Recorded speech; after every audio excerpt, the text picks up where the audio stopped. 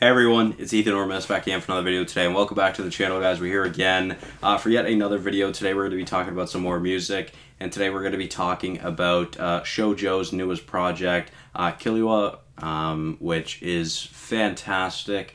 I cannot explain that enough. I think this album is incredible. I think it's great. I think it's fucking sweet.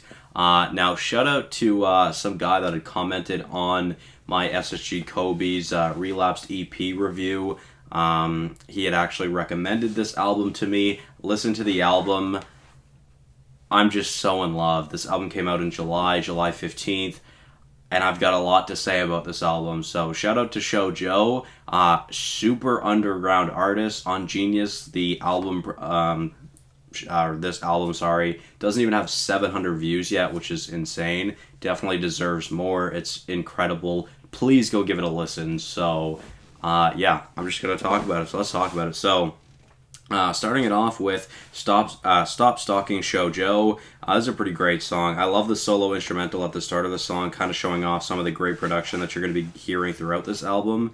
I love the slight rage production in there as well, and I'm such a fan of the production and love the vocals on this song. The slight ooze at the end of the song just sounds so great, especially with headphones. It's really, really great. Definitely one of my favorite songs from the album. Moving on to Neon at 1700. It's one of the lead singles, I believe, to the album, which is pretty cool, and I can understand why. This song is so hype. The slow production with the quiet vocals from Joe at the start of the song is so good. I love the hard-hitting 808s on the song as well. I feel like this song is a great example of Joe showing his versatility and how he can manipulate his voice.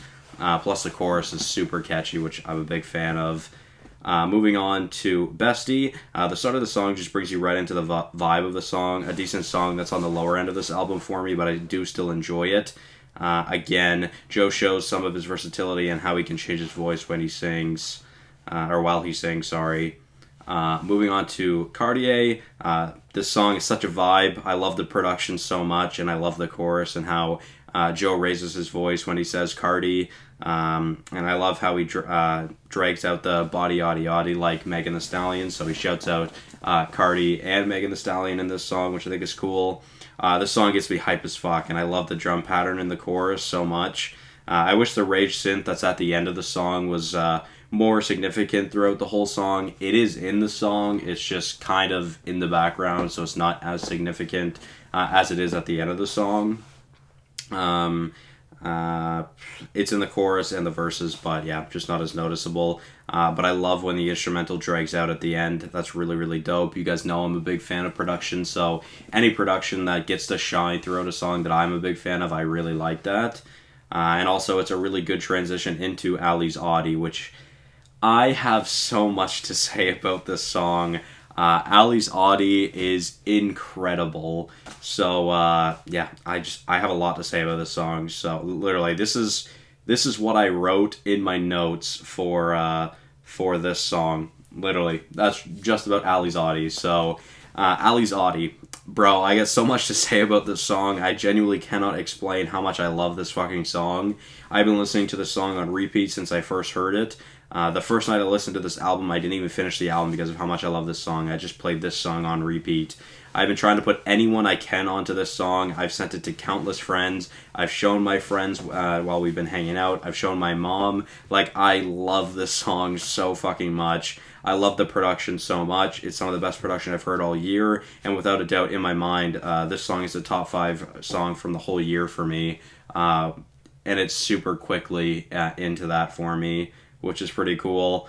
I love how Joe lets the production shine in this song because the production is phenomenal. There's a couple instrumental breaks that's just incredible that I love.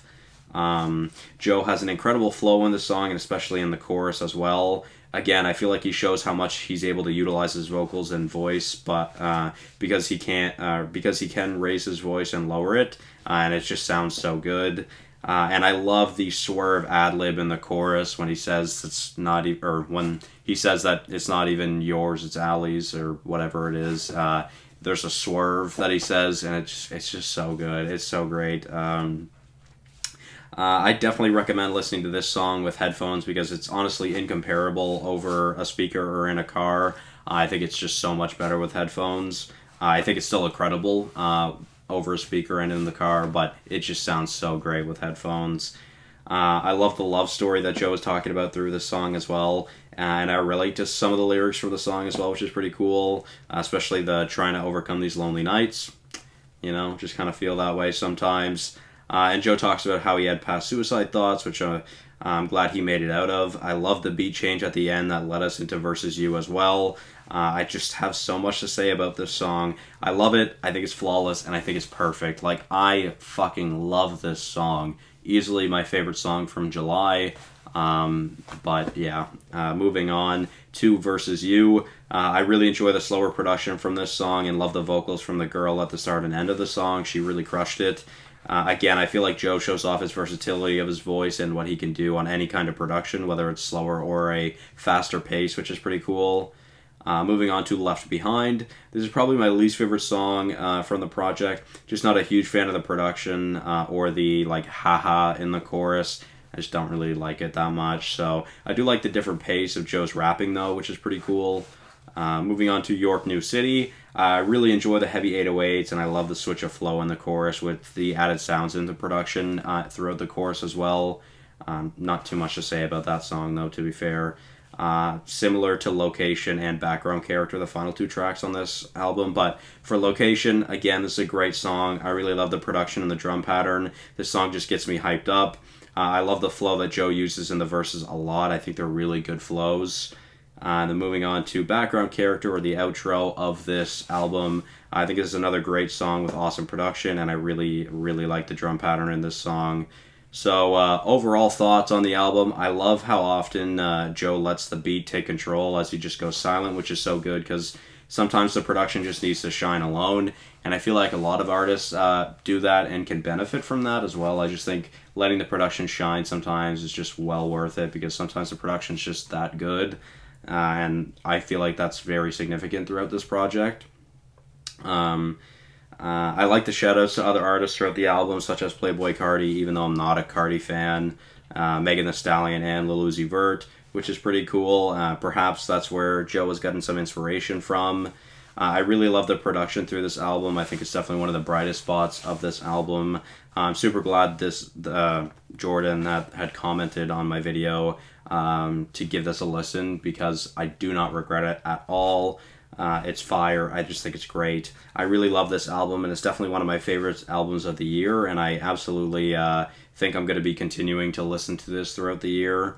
And again, also holding absolutely one of my favorite songs of the year as well, which is pretty cool.